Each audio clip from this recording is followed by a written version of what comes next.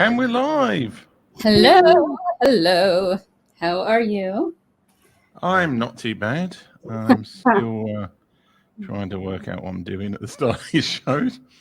I had to go automating it once, and it didn't really work very well. But it's quite stressful because you have to press one button, wait for another thing to go, and then when the intro starts, then click that other one back. So You're doing a good job. So you are our producer, our what do you call it?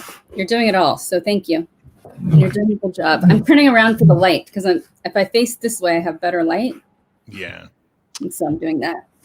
So as long-term viewers, which there probably aren't any anymore, but well, remember that this Thursday show has a format.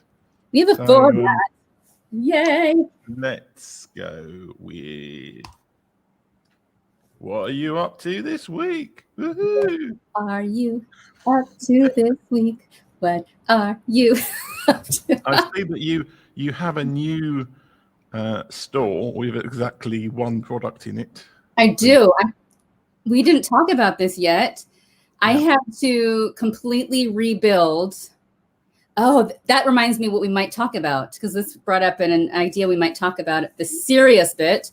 But I had to completely start over and rebuild and actually do it the way I should have done it from the beginning. I'm not a web designer. I don't know how to do this. So I'm having to teach myself as I go, relaunch my products, do it one at a time. The company I use only allows you to do 1 or 2 products at a time anyways, so that's helpful. The company I'm now using is better print quality products. They use name brands like American Apparel and others. I should have gone this route to begin with. I decided to do it the easy way, which I found to be the not good way. So I'm in the process of completely rebuilding, and I'm having to, because of that, learn how to do website stuff, which I don't know. But it links directly to my website, which is what it should do. And it's go ahead. If people have a phone, they can get their camera out, and I think, unless I've got it wrong, which is possible, that this link takes them to my website, which now has a link to Christelle's new shopping store. New shop. I have one product. It's a hat. I love how they do their hats. I love how they embroider. I've got the wrong link. Okay, well, so much. Let's go. So they embroider. It's beautiful embroidered stuff. I hired a designer to actually create a design with the help of my boys, and right now I have a flat bill hat on there, just because I like those. My boys like those. So that's what's there, a hat with our exclusive design. No one else has it. Yeah. Well, I found out that QR code was to the show notes for the interview I had with Amy and Caitlin. So totally. Hi, Tim. Tim Stone. Yay. Tim, we're talking about what we're up to this week, and I'm up to completely rebuilding my shop online. There's a hat on there with my exclusive design, which is super cool. Love is our superpower, which we need to get that out in the open more, because this week has been quite interesting in America, but we'll talk about all that stuff later. What are you up to this week, Tim? Well, I've been trying to, it's almost become a cliche on this show. I'm working on this course, but I've kind of set myself the target that I have to get it done by tomorrow, because I'm being interviewed on a podcast about productivity, and as it's a productivity product, the product that my course is about, Praise Express. Okay. I at least want to be in the position where I can say on the show, go to this site, and there will be at least one course on there. Excuse me. My last book, I had to do something similar. My last book, I basically put on pre-order. Yeah. And to force myself to finish it. Because the problem is that you get this kind of perfectionism. Yeah. So I recorded all these tutorial videos about how to use it. And now I'm creating a PDF download for each module. But then the trouble is I'm creating the PDF downloads and I'm like, well, I'd really like to change that bit of the video. And I'm like, no, you've got to stop yourself from going back and changing. Now, in some ways, it's a good experience because I'm learning how to do it. I think the next course I do, I'll create the PDFs first. Okay. And then talk about them in the videos. Okay. I mean, this is the other problem I've got in that I've given examples in the videos, but they were like my own personal documents and things that I don't necessarily want to share in like worked examples. So I'm probably going to have to create extra examples for that. But a lot of it, there is this problem between perfectionism and getting the thing done. Because it doesn't matter like how perfect it is. If nobody can buy it and nobody can do anything with it, then it's a thing. Shout out to all the links. So excited. Ooh. He wants the links for your shout out to all the links. Or is he saying thank you for the links? Or does he want the link to all of our links? Shout out to the PDF. Shout out to the PDF. I'm using Thinkific. Well, actually, I'm using, what am I using? I'm using Camtasia to record the videos, which I've got an old version of, and Snagit, which I'm using a trial of the new one because I need to get the old one upgraded, but I'm like, well, it's not asking me so far for a license, so until it does. And yeah, Thinkific is where I'm uploading it. I mean, that's basically like a website host platform designed for courses. Okay. Handles all the payment and everything. So that's the idea. So I'm paying for it. So I really do need to get it out there in some shape or form quickly. It's great how you can be creative and have yourself held accountable by doing different things like going and speaking on a podcast. Well, yeah. I mean, my only slight concern is that on the booking form, well, there's a couple of concerns actually about this podcast. I mean, it is a legit podcast to listen to. But on their booking form, it didn't adjust the time zones, which was annoying as there's someone on the West Coast. So I ended up booking it at the same time as this by accident once. And I'm like, no. Mm-hmm.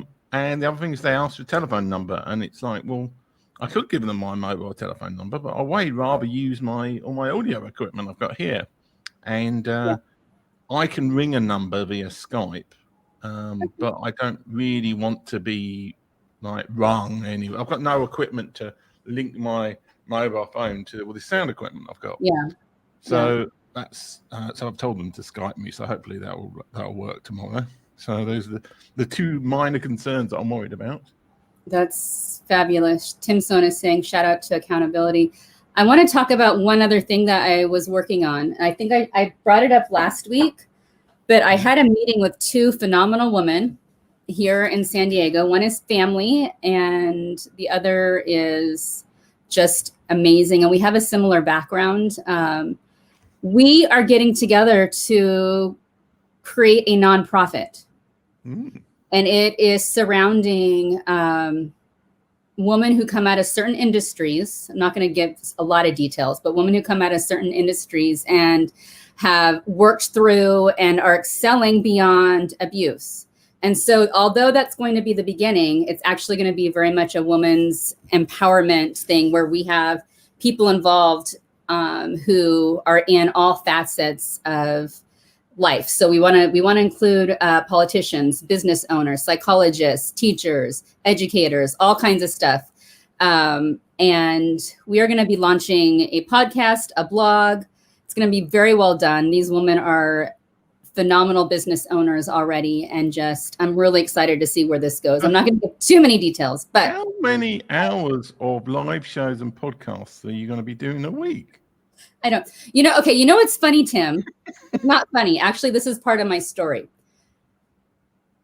3 years ago, I was silent. You didn't hear from me because something that goes along with abuse is you do not want to speak, nor does anybody want you to speak, and you're actually threatened. And you did not hear from me. I was in hiding, and it's interesting because through therapy and trauma therapy and all that, one of the things that comes out of that is one, you get your voice back, and two, I'm doing everything. Like I went to school, actually, as you know, to do radio, TV, film, with the idea that eventually I'd be able to do something like this. And obviously back then, this was not even conceived of. But I was thinking in the radio, TV, film industry. And my heart has always been to share stories. Like I believe everyone has a story and stories matter. And so to be able to work with you, Tim, and do this is phenomenal. But I wanted to shout out that little project I'm doing. We're going to hear a lot more about it. We're in the baby phase. But Tim, you said I'm launching a second show on Monday with another Dunkin' fan. What's the show about? I want to. Is it about Dunkin' Donuts? Is it about donuts? What is it? Coffee, donuts? I mean, that could be the number one show about donuts.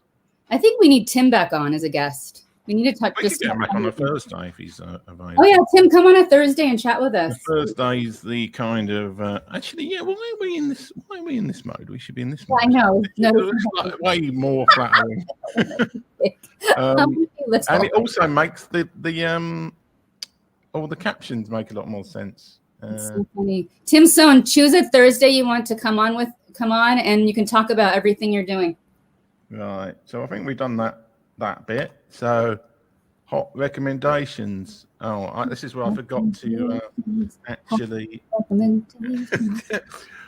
This is where I forgot to look up the YouTube video I saw the other day. My hot recommendation usually is one YouTube video I've seen. It's trying to sell me YouTube music. Library history, because there was an amazing show that YouTube video show where somebody was going on about how bird poop shaped why America has so many Pacific islands. And it's all about the history of guano, which is this basically on these Pacific islands, birds crap a lot, and over the years it gets calcified down into this big sort of layer.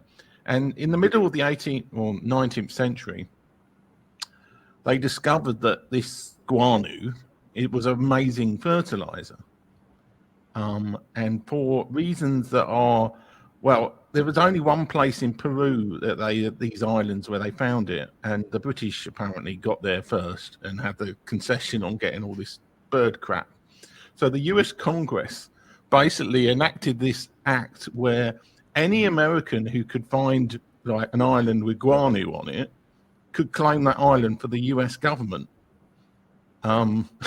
Which is why you've got all of these obscure little islands in like the Aleutian Islands and all these Pacific islands.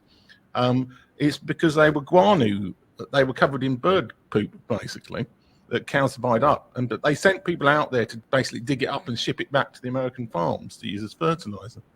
Wow, that's interesting. I know. Well, it was kind of like, this is kind of this cynical American amateur historian. This is where I realized how many videos I watch a week. I'm trying to scroll through to find the guy. How the US, somebody called Johnny Harris, how the US snagged all of these islands with a big, right, how do I, well,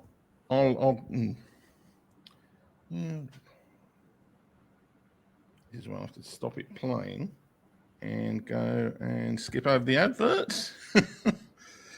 There's so many adverts on YouTube now. I don't know. I was wondering, it seems like some YouTube videos have more than others, and I was wondering if that was on purpose based on how popular they are or what the deal is. I don't. Right, now the question is, how do I get the link from my phone? I know, I'm going to message myself on Facebook and then I'll paste it in there. So all the amazing things that we do. You see, I do this while I'm doing this. What your recommendations are for the week? A book, it can be a book, a YouTube video, a tool, anything that you've discovered this week, or basically ever. So you already know, I'm already touring all the time with Mark Wiens, who is my favorite foodie of all time. He just travels the world. He does other things too, but he travels the world showing mostly street food, which I think is phenomenal and makes me want to do that myself, try out all the street foods around the world. It looks just fantastic. So you already know I follow him big time. We already know that we follow all the stations.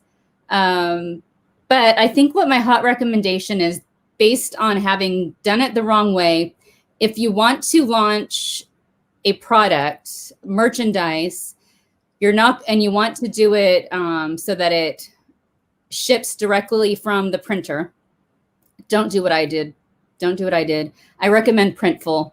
They're connected to all the e-commerce sites that you'd want. At printful.com or?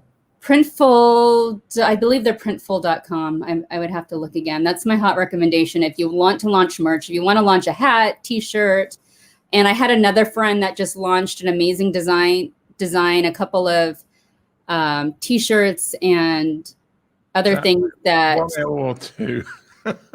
Huh? Is it Printful with 1 L? Oh, printful.com, I believe. Is that what it is? Let's see. Yeah, I think so. So she, I had a friend who launched, her name is Bloody Mary Obsessed. She's local. She did an amazing, beautiful launch of her line, all based on equality, brunch, and her Bloody Marys. Actually go check her out. There's another, hi, Jeremy. Jeremy's watching in. Oh. Guano, mate. Yeah, it was fun. It is amazing. I mean, there's so many weird things in US history. He did another video, that guy, on how you basically stole Mexico. Well, in as much as we totally where you are based at the moment, California was part of Mexico until the mid. Oh yeah, we completely stole it, and it's not. And it's just James Polk, who was the president, decided basically in his manifesto for president, he said he wanted to get California. So on a flimsy pretext, they caused a war in Mexico and then thrashed them. And as part of the settlement, we want Mexico, we want California. Yeah. So yes, that's part of our ugly history, to be quite honest. Conquering and taking over, and California would be part of that. Hi, Jeremy. Thank you for watching in. I'm gonna have to check out that video he said. Shall we go to the quiz? They're gonna leave. Yes. What did you do? I'm sure you really want it. Well, this is a more food-related quiz. So I'm not sure really anybody could be of any help for this, but that's usually okay. Quiz time. Woo-hoo. What are you quizzing me on today? Food. I know my food usually. You won't know this. I won't know this. What did you? Let me go and screen share. You purposely look up things I won't know, don't you? Well, this was actually this was one I abandoned because I thought it was boring. But given that you snubbed my Born in the US quiz, I gave up. We have got the KFC quiz. Are there more KFC restaurants in the country or the state? So are there more in Morocco or Indiana? Yes. Whoa, you mean KFC is that much around the world? Yes. I might take the quiz time off so you can actually see it. This is going to be completely. You know how hopefully I haven't screwed up the quiz spreadsheet thing, but you literally tell me if you think there are more in Morocco or less in Morocco than in Indiana. Why are we having KFCs in places they don't belong?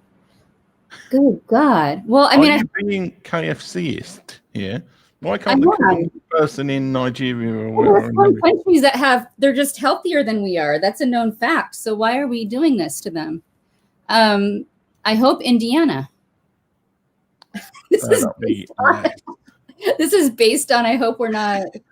You're just going to say less about everything. Are there less in? Yeah. Are there more in Bahrain than Rhode Island, or less? Less. Well, Rhode Island is pretty small, but okay. Well, it's more based on my hope for the world. You're just going to say less. It's not. I have no idea. This is based on. Oh gosh, where are we? Lebanon. So that'd be more. Less. Well, if it's the country, Oh, okay, go more. back up to 2. I'm gonna take a more educated guess. Go back up to 2 and put more. Yeah. Let's be more educated. I can't do this based on my hope for the world. Japan. I'm going with huh.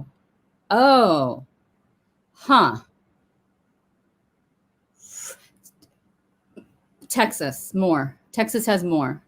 So that'd be less. Japan less. Okay. Kenya. Ooh, let's Should have been go. country or state. Did you try to trick me at all? Were you like Some of them are tricks, some of them aren't. Fine. try to trick me? Let's go with Kenya more. Nope. Uh, Greece versus Connecticut. oh my gosh, this is just horrible. Less, I hope. Greece. I don't know why I did so many of them. This is probably going to take forever. I mean, are these? Yeah, this is Jeremy. I'm obviously not. I mean, I'm not critically thinking this through. It's more my hope of the world. Are Americans opening their franchises overseas? Is that what's happening? Well, it's a franchise restaurant, isn't it? So Well, they open a franchise in the other country. This is just not. I have to say, some of the UK KFC franchises are one of the worst. They're very variable in quality KFC in the UK. Mauritius or Maine? I would think Mauritius has less, based on what I know about them. You know, that was funny that you and I both had family from Mauritius. No, yeah. That is like the island nobody's heard of. But I would hope less based on what I know about them. But Iceland or Delaware? Iceland would have less, I hope. Dear God, Iceland. My hope. Okay, UK or Alaska? You know, I've heard these things about UK. I think UK has more than Alaska. Oh. Let's just say more. I'm guessing. Yeah. Mozambique or Michigan?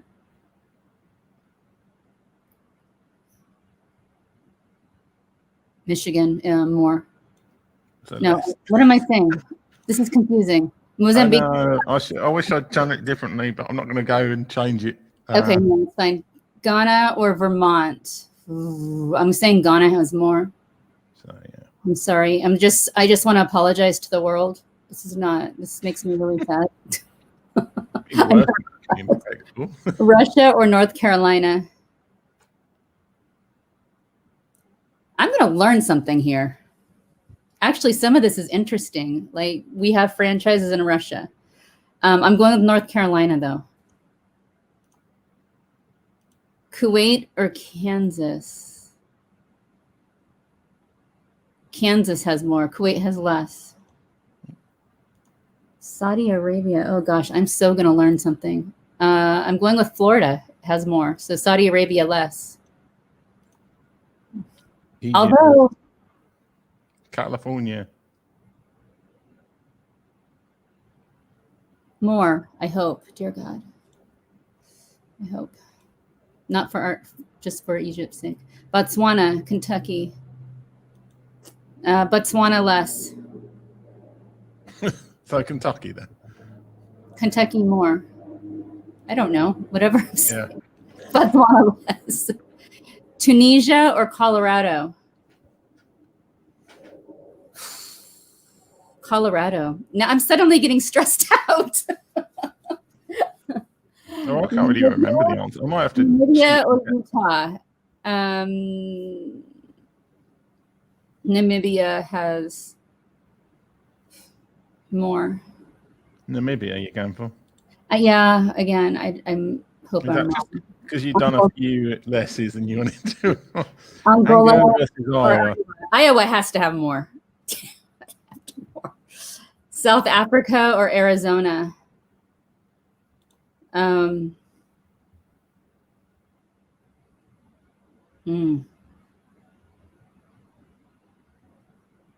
Let's go with Arizona. So South Africa less. Nigeria or Georgia? Nigeria less.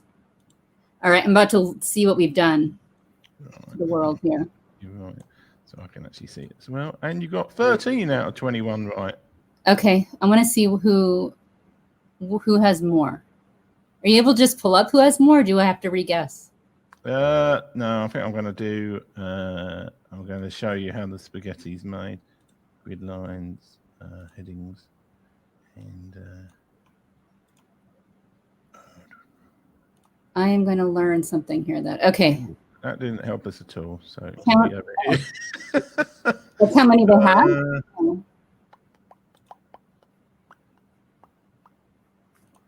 I want to. Ooh, there's a lot. Oh yeah. So these are the actual counts. Okay, so more. Good. Okay. Indiana is right. Bahrain has more than, which that one's right.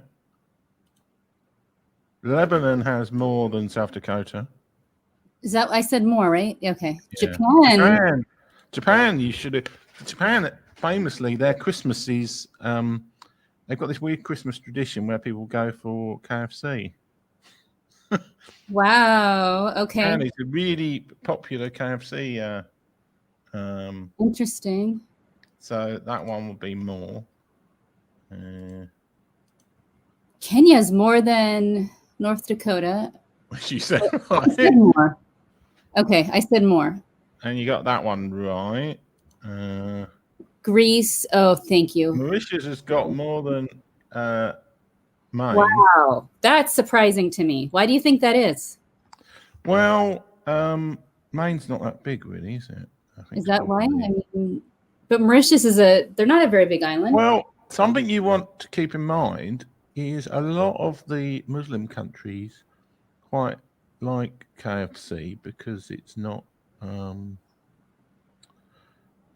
well, it's kind of like they're not drinking and doing other stuff. So restaurants like chicken restaurants and things I see. do better relatively. I see. Because there's a large Muslim population in Mauritius. That's probably why there's more. But I need to I need to change my answers based on that. Okay, Iceland was right. Yes, less than Delaware. UK. Oh, I got that right. Wow. Yeah. Mozambique. Yeah, I wasn't expecting. Ghana more. Ghana's got more than not that many more. All right, this is the one I was curious about. Russia. You mean to tell me we have 738 franchises in Russia? Yeah, well, it's a big country, you know. But who's owning them? Is it? Well, Russians presumably. We've got KFC franchise. Okay, I mean, it's an international. So anyone can purchase a franchise from around the world. They don't have to be American. Okay, huh? And they wanted KFC. Interesting. Kuwait has more than Kansas. Okay. Which is surprising because Kuwait's actually not that big. Kuwait, based on what you said. Florida just beat Saudi Arabia. Why did you? Oh, no, I must have got Egypt, California. Okay. Yeah, good. I don't know. Yeah, I don't know why we have that one. That might be me misdoing it. Kentucky's got more than Botswana. So that's right. I figured. I think I'm getting confused now with this more list thing. Tunisia had less than Colorado. Okay, good. Namibia. I said more for Namibia. I was wrong. Yeah. I'm glad I'm wrong. Pretty big, I think. Angola has more than Iowa. South Africa has a lot more than Arizona. Yeah, I don't know why it's so popular in South Africa. Okay. And yeah, Nigeria. So okay. So there's over 24,000 KFC restaurants in over 140 countries and territories around the world. Are you looking up their site? You probably, yeah. I think I got this data from the KFC site or somewhere where it was saying. Now I'm actually interested in some of these countries and why and who. And I'm sorry that we're making you unhealthy. We managed to lose the viewer. Okay. Let's go to the serious bit, right? Is that what's next? Yeah. If I work out how to remove this. Yeah. The serious bit. Tim Lewis, is there anything that you would like to discuss about? No. No. Well, we briefly discussed failure But is there anything else pressing on? Well, we talked about, well, me and Jeremy agreed about universal basic income last week. Yeah, that was good. I think failure, and because we kind of had a discussion about failure amongst other things. Yeah. After the show, we should almost just recall what we do after the show and then paste it in this bit. We should, because it was a good discuss. We were talking about how we learn from failure, how we both failed in various ways, how it's good. This is where you were getting your information from that. I thought you were looking up on the website. Oh no, it was Jeremy. You thought it was. I started him doing. I mean, one of the things I'm looking at the moment, and clearly I'm not there yet, but I think there is an awful lot to be said for splitting up what you're doing into as much as keeping stuff going, improving what you're already doing, and then doing new things. Because it's very easy to just end up doing what you're doing, like your regular stuff you have to do week by week, and then doing lots of new things. I mean, failure is a part of this in as much as when you start doing something, you're likely to fail at it quite a bit or not do it very well. And that should be expected. Because I think the trouble is, and we're all guilty of this, is you try something and then you make a real, what we call a real hash of it. And it will all go horribly wrong. And then you think, well, I'm no good at that. And actually, often it's not the case. It's often like you were talking about with your clothes line. Yeah. You had a go and you had like you had a range of products. Like this product. Yeah. And you decided, and you probably made the right call, because if you're not feeling comfortable with it, why carry on? There is a lot to be said for incrementally changing things. The print job was, the mugs were fine, as you can see. The print job, though, on T-shirts and clothing, the design is beautiful. Yeah. Our designer is great. The print job was subpar, and I'm not going to allow my friends and family to purchase subpar print jobs. That's just not okay. So I had to shut it down because I want products that go out to be not only quality print, but quality products. You're paying a lot of money. And then if I'm putting my name onto a nonprofit, because part of what I'm doing is aligning myself with nonprofits so we can give back. And they're going to want a quality company to align themselves with. So just all the way around, it has to be quality products. It's not. So I had to completely start over. And that's part of failure. So I found there's a quote out there that talks about Babe Ruth. Babe Ruth had the most home runs of what I want to find the quote. He not only had the most home runs, but he also had the most strikeouts. Yeah. At one time. Have you got the Thomas Edison quote as well? No. Do you want me to find it? And well, so the Thomas Edison one is well, I mean, I don't remember the exact quote, but as they say, Thomas Edison wasn't really an inventor as such. He was a developer, an innovator, really, which is a role that's massively under-recognized in Western society, but often is the most profitable role. So, as they say, most people, he did not invent the light bulb, as is often claimed. Yeah. There was well, at least there was at least 5 people apparently around the world who invented the light bulb all at the same time. We discussed it. Actually a hard thing to do. Yeah. But what was hard though was actually having a light bulb that was usable and mass producible. So what they found was they were using like various tree things to sort of light the filament in the light bulb. And they'd all burn out in like half an hour or like a couple of hours. So apparently what Thomas Edison did, and this shows you how something about the mentality of the man is he tried some like enormous number of different woods and like threads and materials for that filament until he found some Japanese bamboo that lasted for like 5 weeks or something like that. Yeah. So he actually found a material where the light bulb was something where you didn't have to keep replacing the light bulb every like day or two weeks or something like that. It was like 6 months or a year. So that he developed it. He took the initial product from being an idea that's nice in a like demonstration, but wasn't a commercially viable thing. So as he said, like I think it was like 90%. Was it like invention is 90% perspiration and 10% innovation or something like that? Yeah. And that's because he spent so long just sitting there testing all of these hundreds of types of materials for light bulbs. So you kind of have to do that. You have to be prepared to have failures so you can find the best way of doing it. And that was the case with your product line. To keep going. I found that Thomas Edison quote. It says, "I have not failed. I've just found 10,000 ways that won't work." Yeah, I think that's the one I was looking for. And there's another one. I think he said this. "Many of life's failures are people who did not realize how close they were to success when they gave up." Yeah.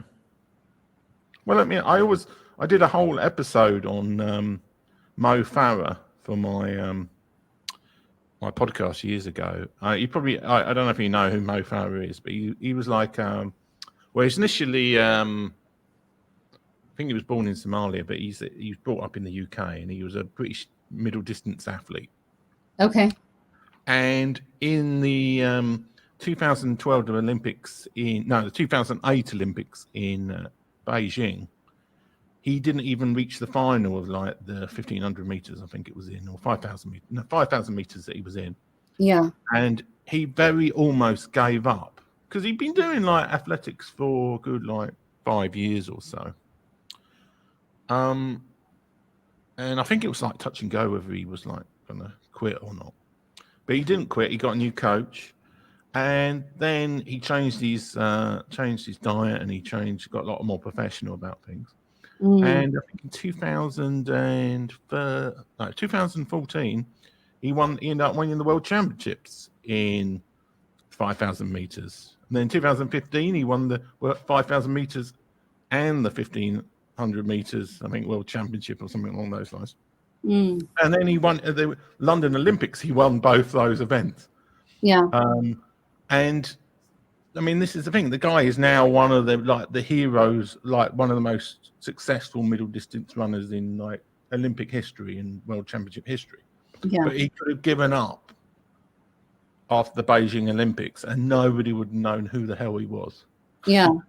So you don't know. You might be the Mo Farah of like online apparel like now, and you've could have given up moment, but you've not given up.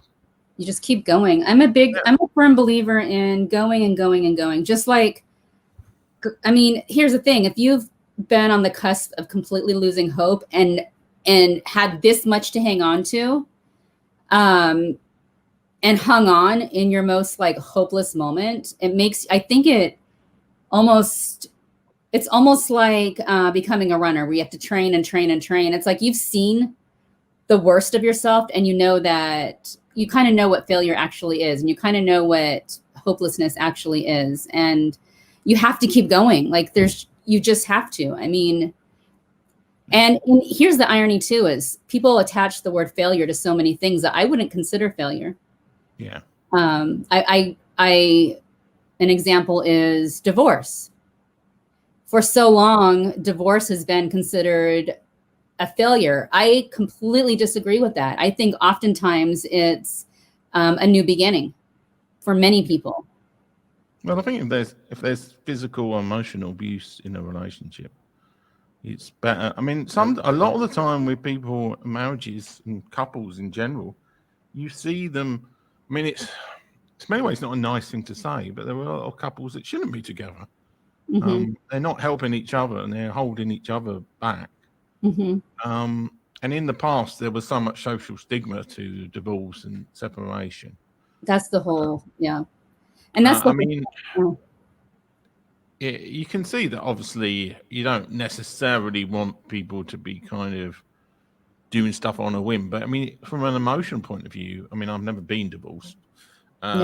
So I would guess that it's a hard judgment call for people to go through that, whatever happens. Yeah. So I'm not sure it can ever really be frivolous, so to speak.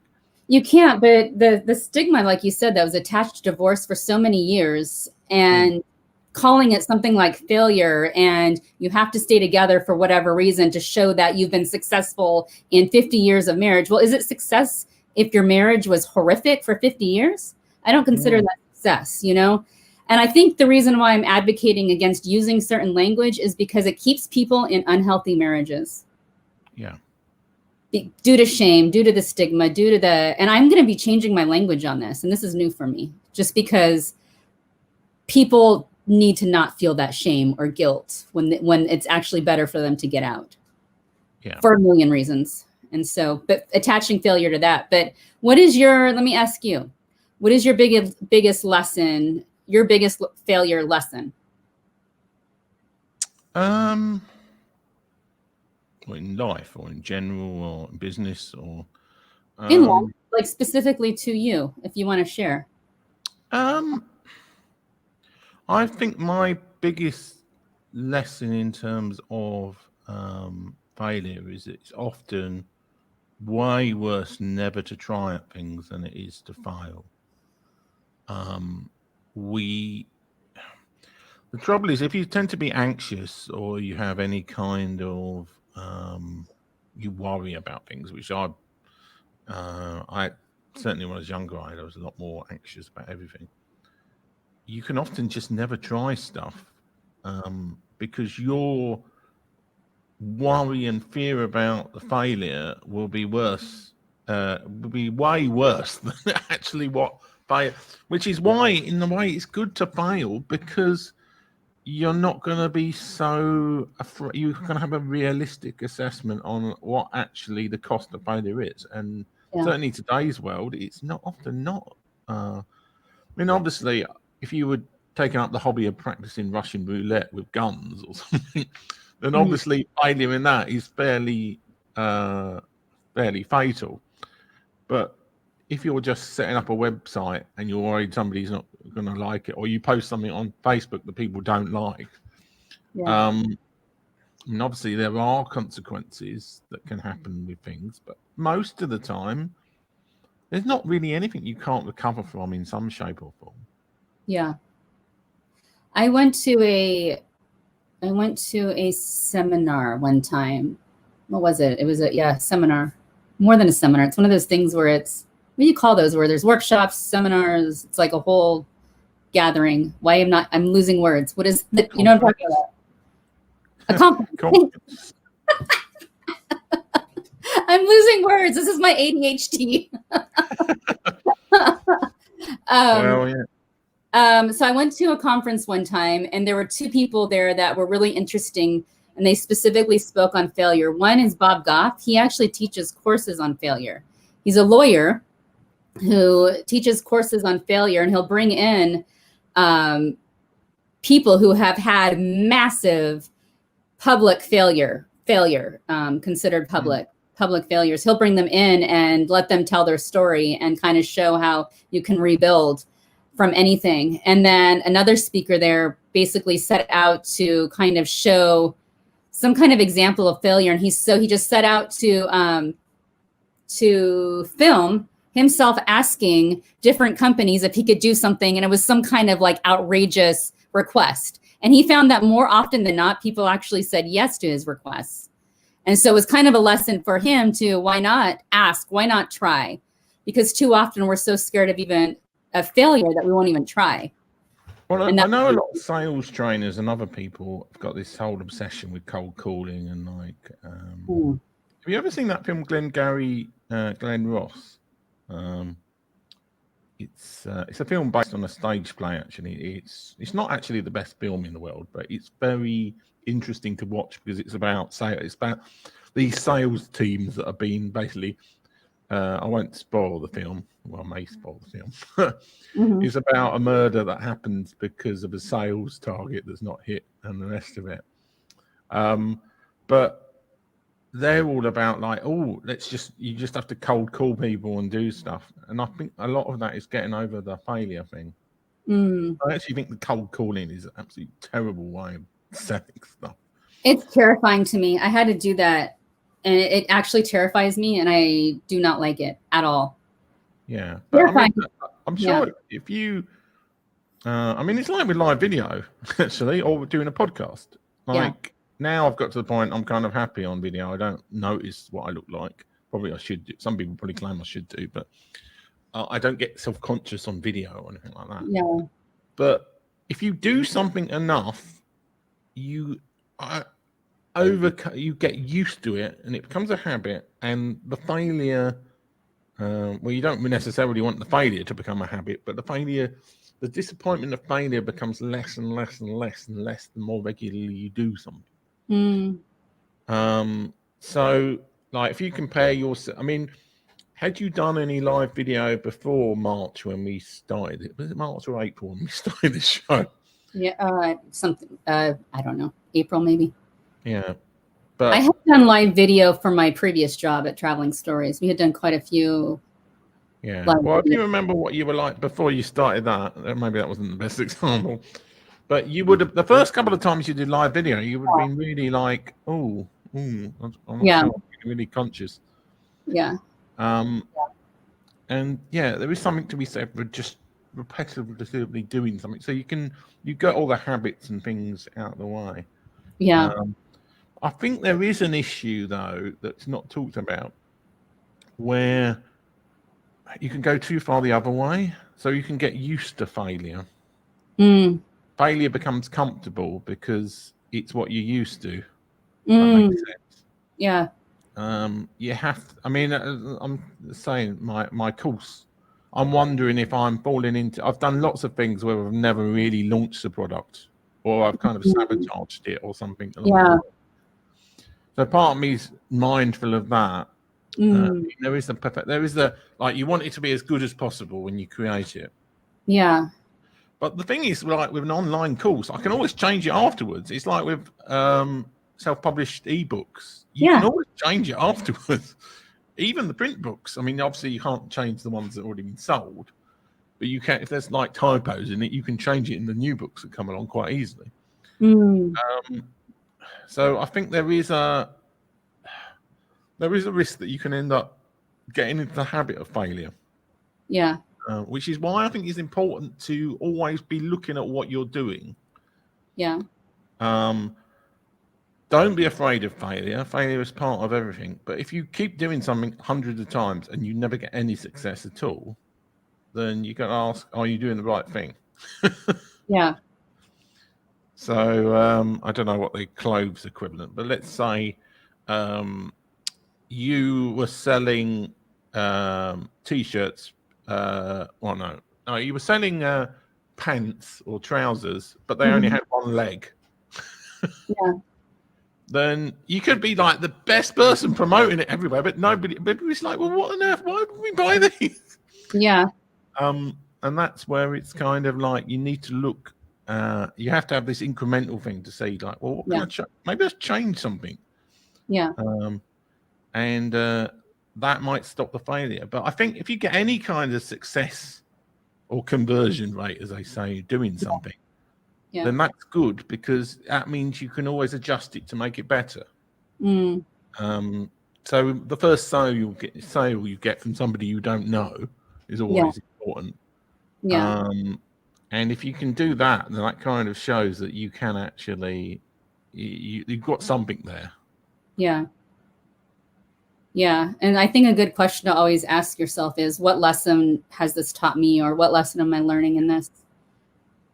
And to be real honest with yourself. No, you can't. I mean, we can lie to ourselves even. Be real honest.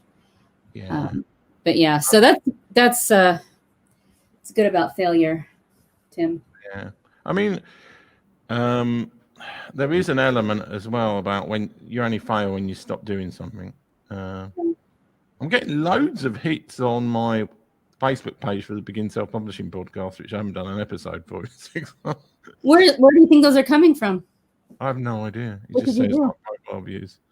So I need to go and have a look in the analytics. I don't think the website's getting that view, but the trouble is I need to get like a proper check all my analytics of all my websites, all my social profiles, all the rest of it, which is something that I've been slack at. Do you think more people are publishing books and therefore looking for help? Maybe. Who knows? Oh, it could. I mean, sometimes it's just your page for whatever. They adjust the algorithm in terms of search, and then suddenly everything you've done, all the work you've done before, which you've now neglected because you didn't think it works, all suddenly starts to work. Yeah. So yeah, it's always interesting. Like when you created your webpage, did you were you paying attention to the SEO at all? I was a lot better at SEO. I do always run like Yoast and I do the keywords and everything, but never really had a big search hit on anything. Okay. Well, actually, I say that I've had more hits on my LinkedIn articles, I think, than LinkedIn articles are very good for SEO because one of the big things is where you publish something. So if you publish a LinkedIn article, it is like a web page on the LinkedIn site. Okay. But the trouble is, you've got the whole rented land argument that your LinkedIn can suddenly decide they're going to get rid of all the articles tomorrow. Yeah. But my counter argument to the whole don't build. Have you heard this expression that a lot of people say? Don't build your house on rented land, which is like, don't put your main platform on social media. Mm. Well, I'd say that, yeah, that's true. But the trouble is now the only place you can buy your own land is right next to the swamp, miles away from the city. So you do need to have like an office or some presence in the rented land that is social media. Yeah. Because it's very hard to set up a website and get traffic towards it. However, the years, like it used to be, unless you're like a local business or something like that, you can do SEO very effectively. So if it's kind of not even San Diego. So even San Diego might be hard to do SEO on. But are you a local? Well, let's say Balboa Park or somewhere. I don't know if that's the area, but you could do Balboa Park flowers, and you could probably rank high #1 for that on Google. Yeah. Because there's only going to be like 1 or 2 other places that in that area. Yeah. But if it's like time travel book or something, you've got no chance of ranking. Yeah. So yeah, I mean, I think websites are overrated. It's the same kind of thing you get with social media, in as much as there's stuff that worked 5 years ago. Yeah. When I went to the first social media marketing world I went to, which I think was 2015. Trying to think back. Yeah, 2015. Like, there were so few people doing, like, Facebook advertising was quite easy to do because so few people were doing it. Yeah. And they had all the big thing about how somebody reach in Facebook dropped from about sort of 50% down to about 20%. Yeah. And yeah, it used to be really easy to do all of these things. And there's still people teaching the same old techniques that worked 5 years ago, but they don't work anymore because there's just way too much competition. So that's it. Have we forgotten a segment? I think we've done them all. We did the serious bit. Is there anything more serious we need to discuss, Tim? Oh, okay. Well, let's discuss who's coming up on our show. Who is coming up? Who's coming up on our show? Is it TubeBuddy coming up on?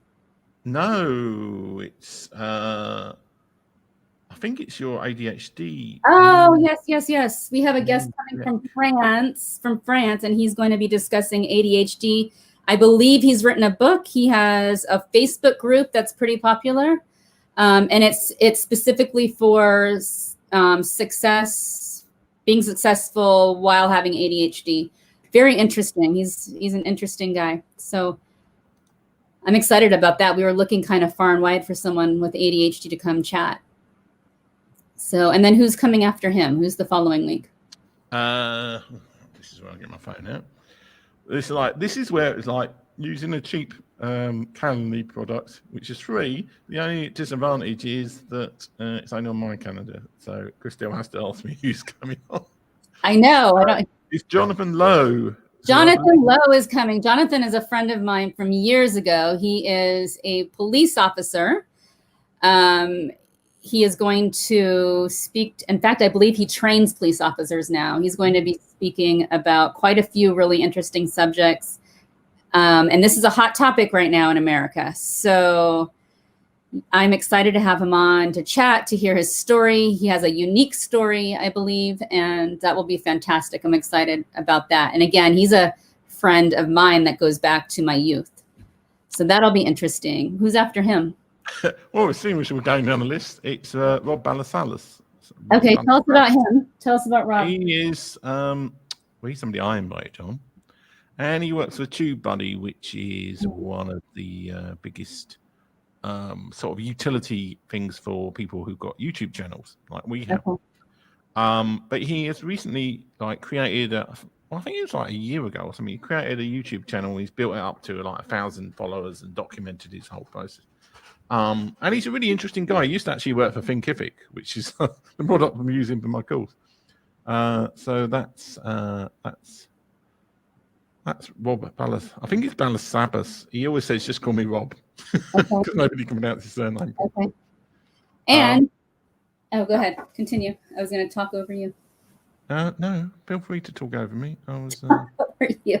Tim and I'm going to shamelessly plug us. Tim and I are doing two things right now. One, we are very much looking for sponsors to come sponsor our show. That will open up an opportunity to have a voice in our show, hot topics, and give an opportunity to grow. KFC want to sponsor us.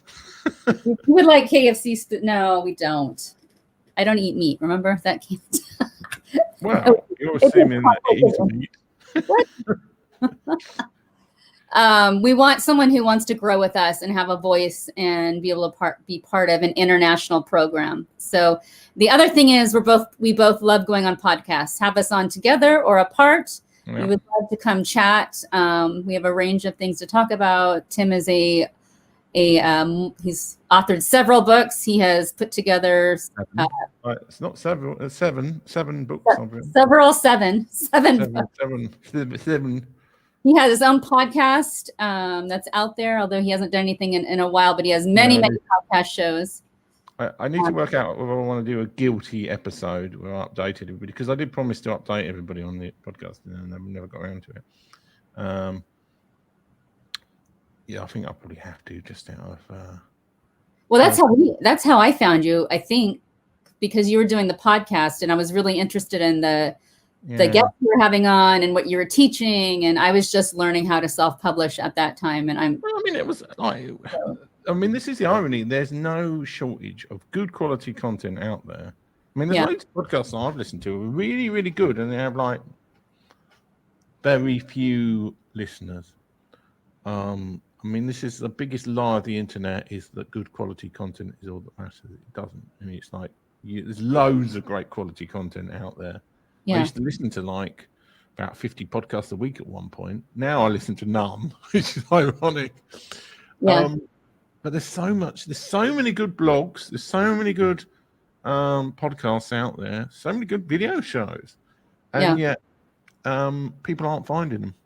No. And then you see pretty terrible quality shows doing well. So, a lot of that is marketing, and a lot of that is just being in the right place and being associated with the right people, the whole influencer thing. So, it all it's the whole build it and people will come thing. It just doesn't really work. No, but we're doing something new. We just tried something. We added Twitter this week. We're on Twitter now. Yeah. We had some comments on Twitter on our last show. Nothing. Well, I don't know. I think it was both Jeremy and Tim, when they were on Facebook. Okay. So we're live on Twitter now, live on Facebook, live on YouTube. We thought we'd kind of give it a run on Twitter and see what happens. I'm actually really happy with how Twitter does that. I'm pleasantly surprised. It looks really good. Yeah, well, the only issue I have with Twitter is that it doesn't do a pre-schedule tweet. So with YouTube and with Facebook, it says they're going live. Now, for this one, it actually didn't matter at all because I was so late scheduling the show. But it would be nice to say this is the link that will become the live where you can find the show. It just appears on the so I had to go on my profile and just retweet it. I didn't realize that because Facebook does that for us. So I didn't realize that suddenly you're just there on Twitter. And I was like, oh, StreamYard, do you? Well, StreamYard. Yeah. And I didn't realize that. So that's interesting. So that's a learning thing. But I'm happy with it. I'm happy with what it looks like. It looks. So we actually, that's the other thing. We have a new Twitter account for the show. Yes. Can you link to that? Okay. Yeah, I suppose a bit. Can we link to? Twitter. I think would be. And let's go and search. Oh no. Oh no, not another live S. It's on another live S. Yeah, it's a bit. ONN another live S. Right, how do I share the? Like, this is where I'm trying to. Something yes, you do. There is a share profile thing. Oh, copy link to profile. Okay, so I'm going to put that in the comments. And so anybody who does want to. Let's put question mark S equals 20. It's a bit odd. Cool, we did it. Follow us on Twitter. Yay! I think our show is done, Tim. We did it. Wait, what's behind your head? Oh yeah. We can't see. And you have less time than you think. Oh well, gee, thanks. Yeah, so get on with it, Christelle. Yeah.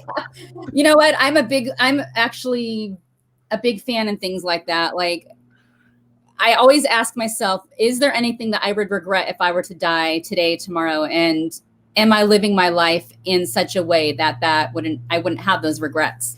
So that's actually a really good quote. Yes. And something else I forgot about was I did have a QR code for my Amazon store if anybody wants to go on there and buy any of my products. But it's too late now. Yes, so I suppose that's done. And we will see everyone on Tuesday. And we managed to keep people around for the quiz, but as soon as the serious bit came, we're too serious. Everybody left. So it's okay. We'll be back. We will see you all Tuesday with our guest from France. Tuesday with Amin Pinek or something like that, isn't it? We'll ask him how to pronounce his name on. Yes, I'm excited to chat with him. It's going to be good. Right. Bye. Roll the intro. Goodbye, everybody.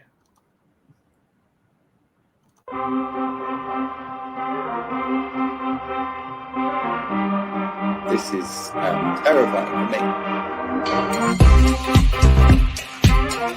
I've made more money in the last 3 years than I did in the previous 7. Cliche shit, you know.